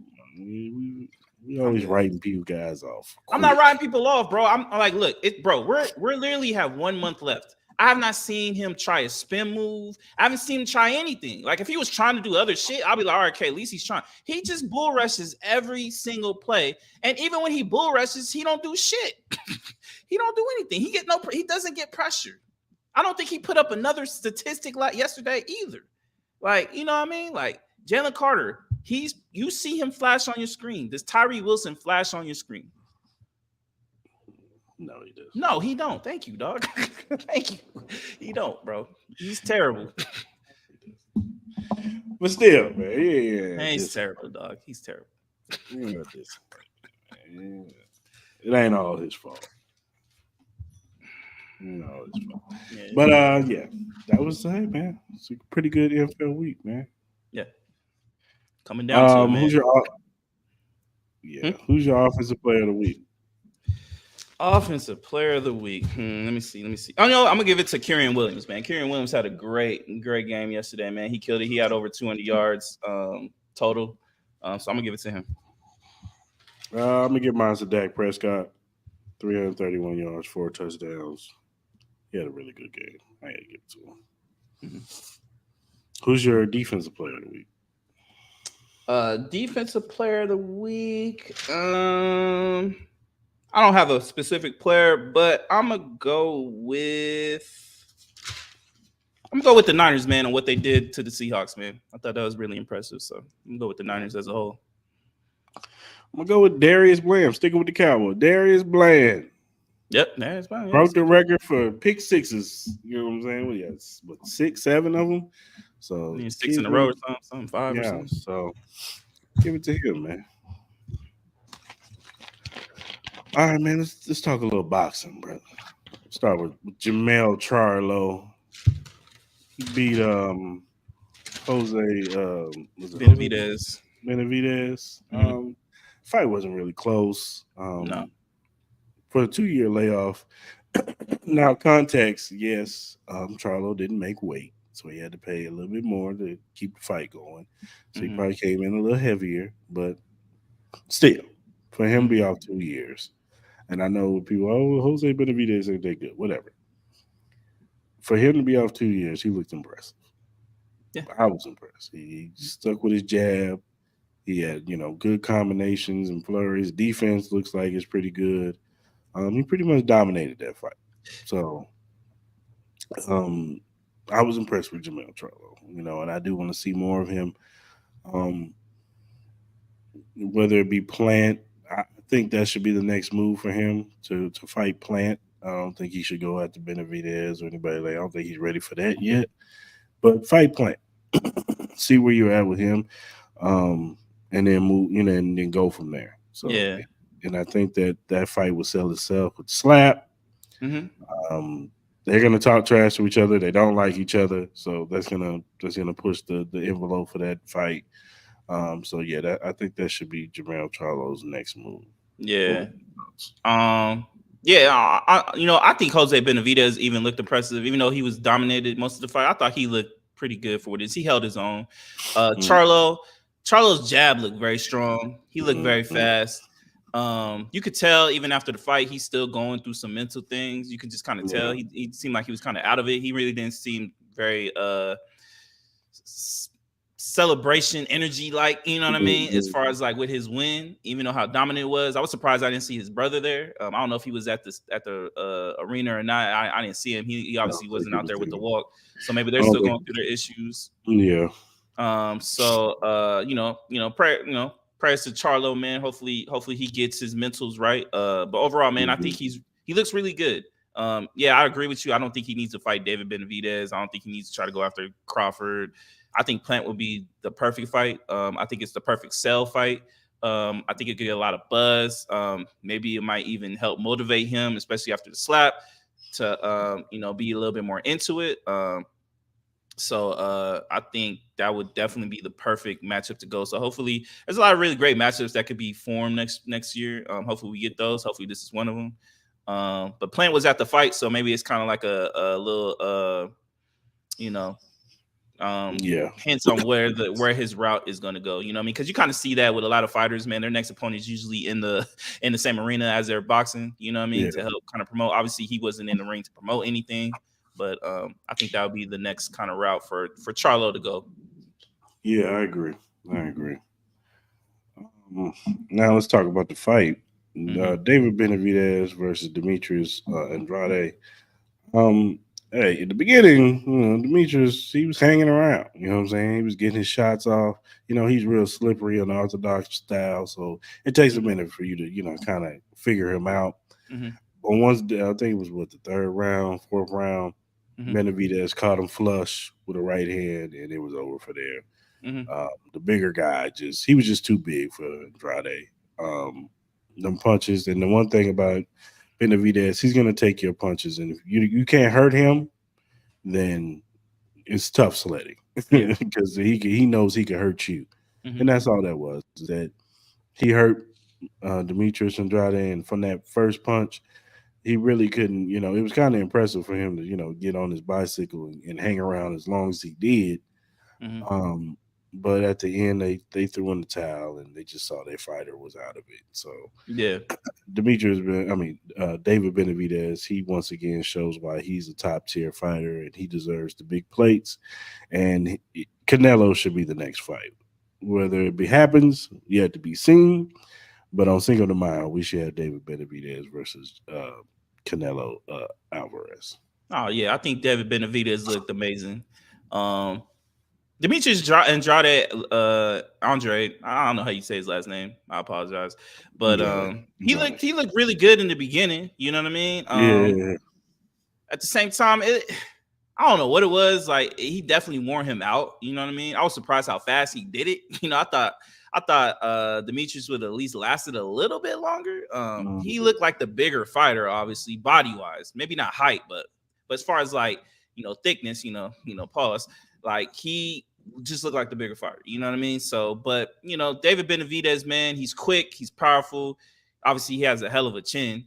Mhm. Commits to him, man. At the end of the day, Canelo, there's no more excuses, bro. This man should be your next fight. Not Bivol, not no bullshit ass fighter. It should be Benavidez, bro. There's really no more excuses. He can't run no more, man. If he runs away from this fight next year, I think it says a lot about him. He can people can sit here and say he's Canelo's fought this person, that person. At the end of the day, and you know, he's right there, bro. It's the biggest payday you can get next to Terrence Crawford.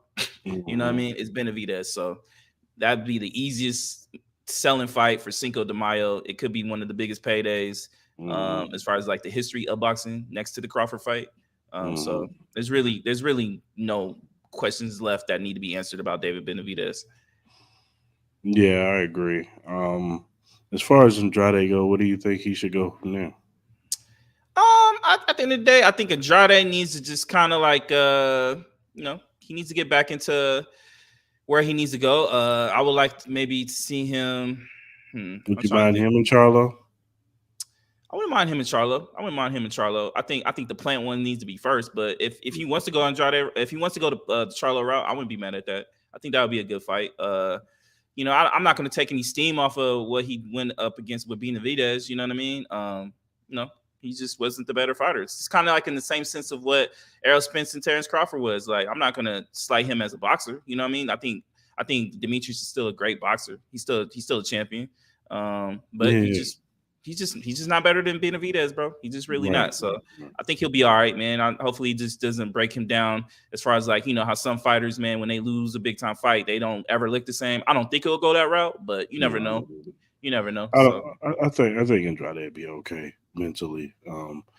I just think he just ran into somebody who was bigger and better than him. yeah, yeah, for sure. And and especially with him having a layoff like he had to, you can't just jump in the ring with David Benavidez and think you're gonna win that fight. Nah, yeah. So I think with Andrade, any of the whatever 168 pound, I would advise him to stay away from Morel. But Yeah, Morel got a um, big fight coming up in a couple weeks. Yeah. yeah, so maybe a Malunga. What's his name? Jamie Malunga. Um, I wouldn't there's some mind other that. guy. There's some other guys out there that Andrade could possibly fight. Caleb Plant. You know what I'm Yeah, it could saying? be a Caleb They Plant fight too. those two can go at it. Mm-hmm. But yeah, him and Charlo. Even though Andrade and Charlo are like really cool, they actually Mm-hmm. they was handing out turkeys together, and Yeah, yeah. they seem like they have a really good relationship, and they cool. He may not be cool with his other brother, but he's cool with him. So, Well, it uh, seemed like Benavidez and him were cool too. You know what I mean? It seemed like they had a mhm, lot of respect for each other. If the money yeah, makes sense, I think they'll do it. You know what I mean? No one's gonna yeah, pass up on the bread. yeah, for sure. So, yeah, man, it was a pretty good week for boxing. Good boxing card, man. Good boxing card. You think he should be pound for pound? Um, David I wouldn't Benavidez? be mad. I wouldn't be mad at it, but I think I have Crawford, To. What's the other one? No, what's that? Noe. Oh, Um, Inu? Yeah. Well, because and here I'll read you ESPN's pound for pound rankings right now. This is their top 10 right now. They got Crawford, number one, Inu number two, Usyk number three, Alvarez number four, Bivol five, Beterbiev six, Haney seven, Shakur eight, Javante nine, and Tyson Fury 10. That's their current ranking right now. he definitely should be ahead of Shakur Stevenson. I think he Um, should be ahead of Fury, Davis, Stevenson, maybe Haney. Look, I'm gonna give Haney his props because he is an undisputed. So I'm he gonna is, give he is. Haney his props. Same thing. I'm gonna give Crawford, Haney, To, and what's his name? Inouye, whatever his name is. They're all undisputed, aren't they? Yeah, So all yeah. four of them undisputed. So I'm gonna give them their props and before. As much as we dump on Canelo, he's the bigger ticket fighter. So I'm gonna give Canelo the nod because David is shooting for his spot. Now, if he beats Canelo, yes, It depends on how you look at. If you look at resumes, I think I hear you. I don't think Benavidez should be top five. I think he Mhm. should be top 10. I Mhm. think what I mean. If we're just looking at resumes, I don't think he should be top five. Like, No, I get you on the Haney thing. Maybe I would definitely have him ahead of Stevenson, Davis, and Fury. I would have him, me personally, ahead of him. If we're looking at eye test though, I think Benavidez is easily a top five fighter as far as yeah, like pound yeah, for pound. If we're doing yeah. the eye test, but it all If we're doing, depends. yeah, You know what I yeah, of mean? course, I But I get test. it in pound for pound. You got to take everything into account. Yeah, But he has been dominant. It's not like he's been fighting bums. Like, he no. dominated Plant. He Mm-hmm. dominated Andrade. Mm-hmm. Yeah, if he does Canelo, if he beats Canelo, and I think he will, I think he'll dominate Canelo. Me personally, Mm-hmm. if he dominates Canelo, I could easily have him top two. I don't think he'll be Yeah, ahead of Crawford, but he'll definitely be. yeah. It'll definitely be between him and the Inu for the But top two spot for me America would personally. have him ahead of Crawford. America would have him ahead of Crawford. I personally would. I don't think boxing. I don't think Big, boxing aficionados would have him ahead of Crawford I do right now. because I think they value Canelo's superstardom over Errol Spence's superstardom. If that makes sense. I But I don't think think you should go about it that I way, though. I think think that's the they would wrong way to go value about it. Benavidez beating Canelo over Crawford beating Spence. As much as we may not agree with that, I'm just telling you how I I get think. what you're saying. No, I'm not. I'm not sitting here and disagreeing with what you're saying. I just think that's the wrong way to go about it. No matter how you may feel, look. Between Errol Spence and Canelo Alvarez, I like Errol Spence more than Canelo. That's me. And the way Terrence Crawford dominated Errol Mm-hmm. Spence, like Mm-hmm. dominated Errol Spence, I think that should just make him no question. He's number one. But but if Benavidez were to quote, why not? I don't think it I would don't think it happen. should move him ahead of Terrence Crawford though. Unless If he, unless I'm like unless if if Errol he, Spence comes out and looks and beats Crawford, you know what I mean? I don't see that mm, shit happening. You know what I yeah, mean? I really don't. But I don't either. Shout out to Ray Jackson. Um, boy, if we could get him on here, boy, god damn. Well, maybe one day we get his ass on here and yeah, talk some because I boxing just want shit. to hear. I want to hear his theories and logics coming out of his mouth, his voice. Maybe we should try that. Maybe if we can try to get him on for whenever Terrence Crawford and Errol Spence comes on, maybe we can try to get him Mm, on. yeah, I hit him up. All right, man. Let's go to the next topic. Josh, what's his name? Giddy. Josh Giddey, yeah. I'm gonna let you cue this one up. So recently there were some stuff that was kind of leaked out that was coming about on Twitter and stuff like that online where Josh Giddey is accused of having relationships with a 15-year-old young lady. There's videos all over the internet that shows them together. There's been a couple posts where, she's even said that, they've had, sexual relationships and all that. Right now there's a lot of people that are online that's really complaining about him still being able to still play. In the likes of, Kyrie Irving getting suspended for posting a link to a video that was very controversial, to John Morant just showing, flashing the gun online. He got 25 games. With Morant, to me, I think it was more of just the he already had a reputation for doing dumb shit. You know what I mean? So like he's had multiple warnings with his, with him showing the gun. So I kind of understand that. I know some people may disagree with the length of the suspension, but overall he was going to get suspended. My whole thing with you is I'm gonna ask you: do you think Giddey should still be allowed to play under the accusations, under the videos that are online? Should he be able to still play in the NBA, or should he be suspended upon the impending investigation? How do you think it should go? I think he should be suspended upon investigation, Yeah. especially when you have video. I mean, I don't know how these videos look.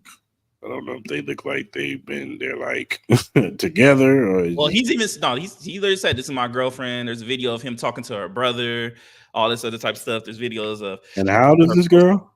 huh? How old She's, is this girl? she's supposedly 15 years old. Oh no, yeah, he needs to be suspended. She's in high school, pretty much. Yeah. Yeah, he needs to be suspended. Like, yeah, Independent investigation. yeah. This is nuts. Like, Nah, yeah. I it's not think a I good. think I It's not a good look for the NBA to have him out there no. playing. No, this is not a good look. I think he should be suspended independent investigation. It's not a good look. There's a lot of evidence out there online, depending on how you feel about it. I agree with them in the sense of like there needs to be more eyes on it. I think the media hasn't really talked about this too much in the light of everything that's going on. I know a lot of people are getting on Malika Andrews because she hasn't really spoken on it. You know what I mean? She has that kind of reputation as far as like her getting on black athletes. You know what I mean? So you kind of have that dynamic too online.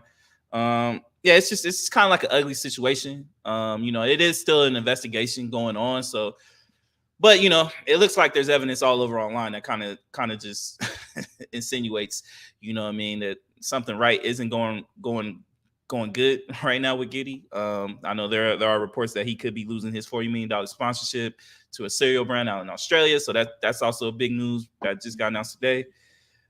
So I don't know. We'll see, man. We'll see. Yeah, man. Yeah, he needs to go down. He needs to go down. All right, man. Let's talk about Zach LaVine Yeah. trade destinations. Mm-hmm. I'm gonna let you go first.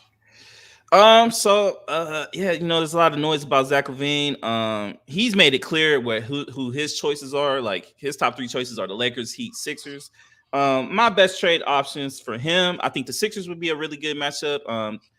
I think they need an extra scorer to go along with Maxey and Embiid. I think it will help. The only thing with Levine is he doesn't really play defense a lot.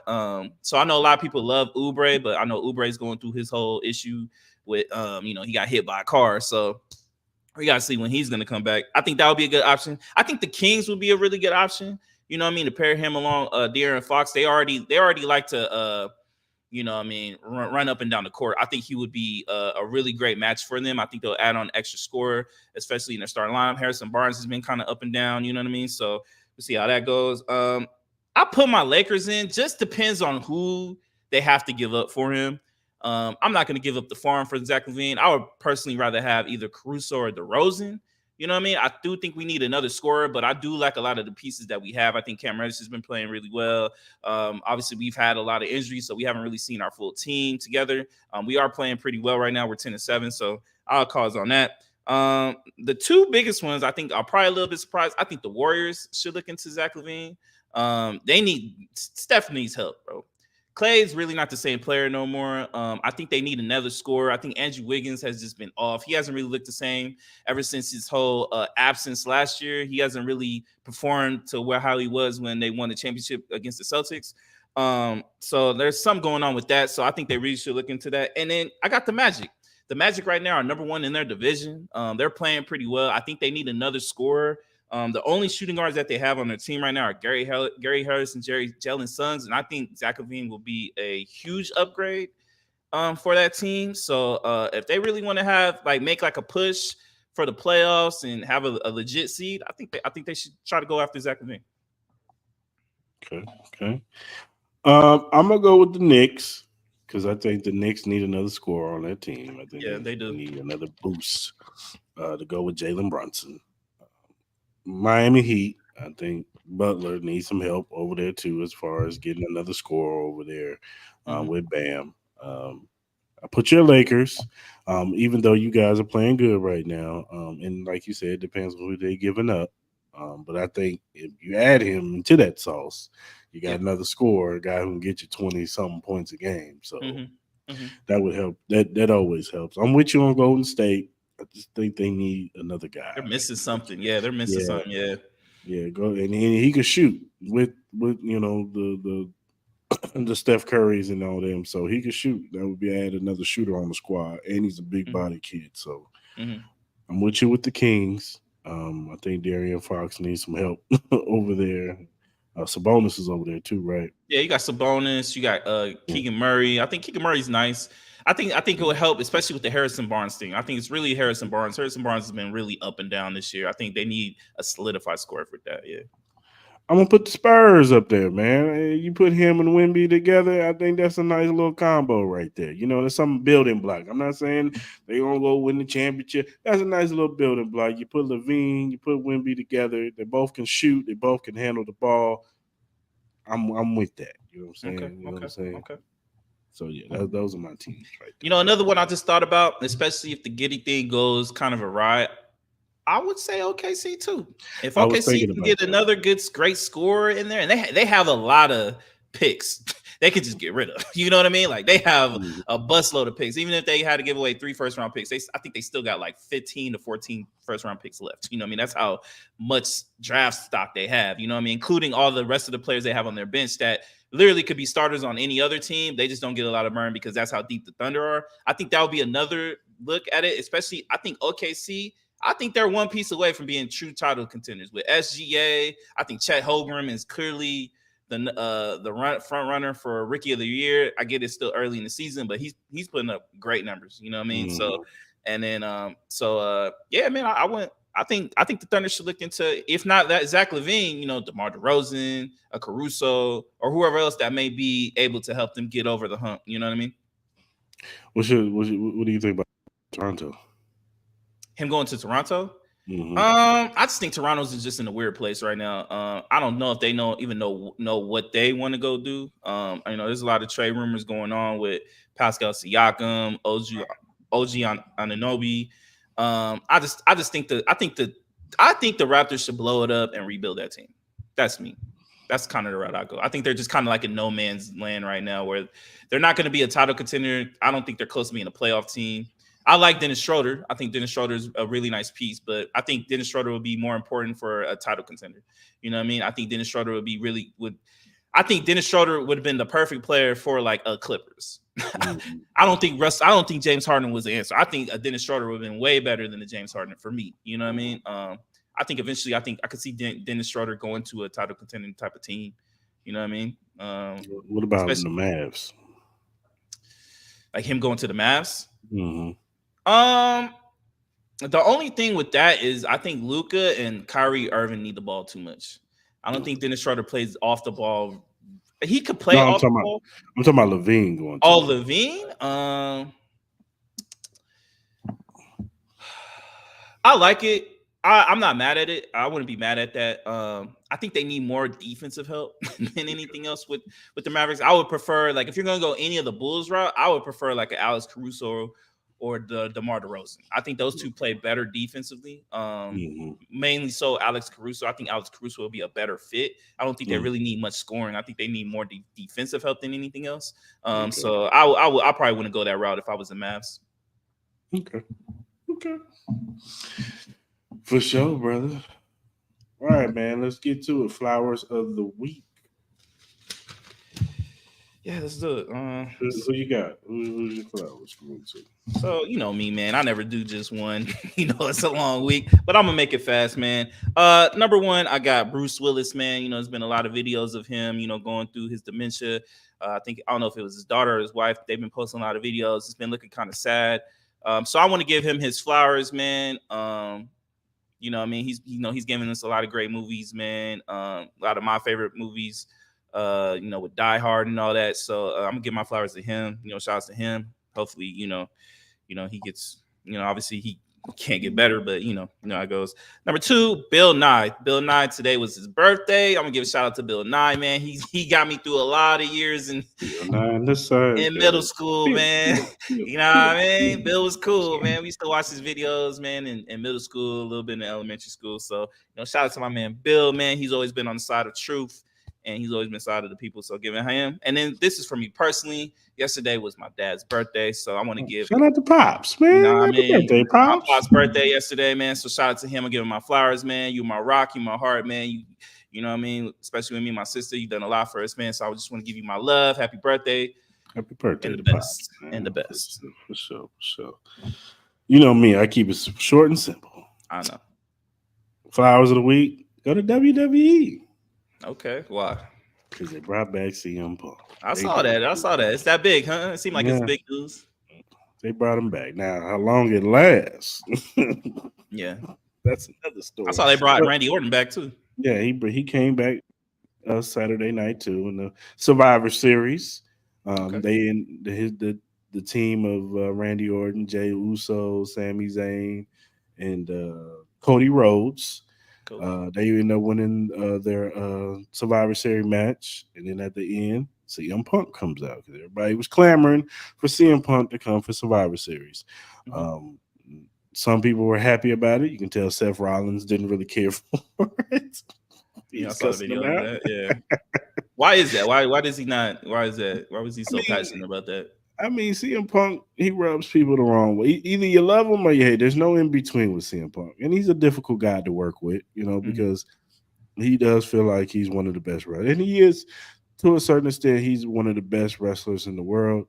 I think people, what I'm saying, CM Punk ushered in a trend, or as far as him being a trendsetter of the so-called pipe bomb promos, where they were more realistic, Mm-hmm. where he was more like tell the truth. They call them shoot promos, where they shoot on real issues, but they actually just put it into a storyline. Yeah. He was one of the first ones to do that. When Okay. just told the truth about Vince McMahon, where everybody's been thinking. This is this is the truth about what's going on with wrestling. Da, da, da, da. He was the first one to do that, and you see other offsprings of people who do those type of promos now, and even his style of wrestling, you see it in certain wrestlers. So he's been a big deal. Didn't work out with AEW. He got into it with a few guys over there. and it didn't work out over there. So he's back at WWE. You know, for the longest, people said it never happened. He even said it never happened. Hmm. That's why people are pulling up old promos of him talking trash like he would never come back. But Hmm. here he's back. I think it'd be interesting to see how they use him. I'm sure they said he's going to be on Raw tonight, so Okay. he'll probably start the show off. Yeah. They'd be smart to start the show off with CM Punk. Yeah. Um, but yeah, flowers to Triple H, man. He's over there trying to right the ship, and I think with everybody, Team WWE, Team AEW, all that mess. I just think it's good for pro wrestling when people are talking about pro wrestling. You know what I'm Yeah. saying? And Hmm. everybody's doing, AEW, they didn't have some signings and stuff like that. That's good for their product. And this is good for WWE. So I'm giving Triple H and WWE their flowers, man.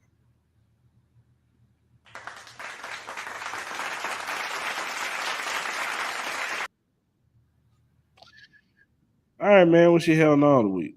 So my hell no, I got two of them. This might sound sacrilegious, but one of them goes to Coach Pop. You know what I mean? So telling the people Coach to Pop. shut Number up. one, him telling fans not to boo Kawhi Leonard is crazy, bro. Like, come on, man. People are just booing, man. Don't tell people not to boo. The way Kawhi Leonard left that organization was crazy. You know what I mean? He went about it the whole wrong way. Don't ever don't ever tell a group not to boo. That's crazy. I think they even Yeah. booed even louder when he did that. And then number Right. two with Coach Pop, him having Jeremy Sochan as the point guard for this goddamn team makes no sense at all. That whole experiment is literally killing Wembenyama as a player, bro. Like there's a lot of plays where Jeremy Sochan does not know how to read the defense. Like you have Wemby wide open and they don't give him the ball. I don't understand why they don't run more for Wembenyama. If you literally sit down and watch the Spurs game, they do a lot of that, which is kind of mind blowing to me. They need to feature Wembyama more. He's proven if you give him the touches, he can put up the stats, and they look like a way better team. So I think they need to scrap that whole point guard experiment with Jeremy Sochan. It's not working. And then my last hell no goes to T.I.'s son, King Harris. Obviously, there's a video of him going around talking about like roaches and shit. He never had to deal with that. He loves going back in the hood. My whole thing is like, bro, you are born in a privileged situation that a lot of young black kids would love to be a part of. Any person that lives in a situation like that and wants to go back into the hood is fucking crazy to me. It's Mm-hmm. no sense, man. You have a lot of people who live in real true hardships, and you have the opportunity of a lifetime with parents who who've created this bright future for you, who created this lifestyle for you that a lot of young African American kids do not get to have, man. So you going around preaching like you still want to be in the hood, you still doing dumb shit, like get out of here with that, man. You get the biggest hell no from me, man. And I wish T.I. would knock some sense into him, which I'm sure he has. You know what I mean? He had to grab him up. And I think it's also not cool that he put his hands on his mom, especially in that video, pushing her off and stuff like that. That's a big hell no. So he gets my biggest hell no of the week for sure. No, I hear you. I hear you, man. All right, man. My hell no goes to Deontay Johnson of the Pittsburgh Steelers. Now, Mr. Johnson, you can see him not clearly dogging it during a run play. What's his name? Jalen Warren fumbles the football, and you Yeah. see him no effort whatsoever trying to help get the ball back or help his teammates or anything, get the tackle or anything. He just walks.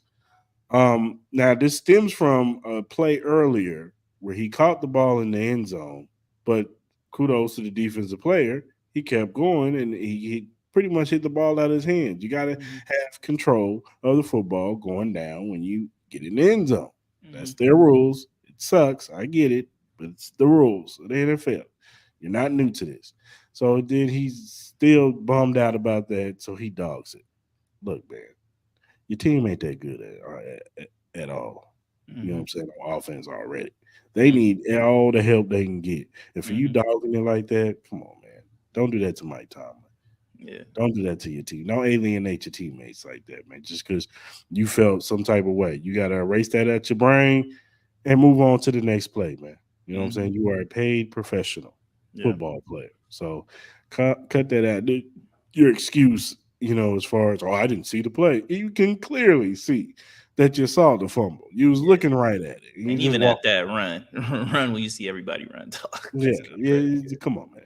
And the reason why the dude got the fumble recovery, why? Because you didn't block the dude from getting the fumble. Yeah. Had you put a little bit of effort of blocking, you might have kept the ball. You might have been able to get the ball and get the ball back for your team, and y'all could have scored. And you could have scored on that drive, but What is with the Steelers getting all these bad wide receivers, bro? These bad attitude wide receivers, from Antonio Brown to Chase Claypool, now to him. You know what I mean? Like, even Pickens. yeah, no, for real, man. They're talented as hell, Pickens. bud, but they always get those receivers. Glitch energy drink. Glitch energy drink offers suit everyone's taste preference, whether you're into fruity flavors like Maui Punch and Cherry Bomb, or prefer something unique like Blue Smurf and Grenades. There's something for everybody. Glitch Energy Drink is not only great for gamers and workout warriors, but also for everyday people who simply need a boost of energy.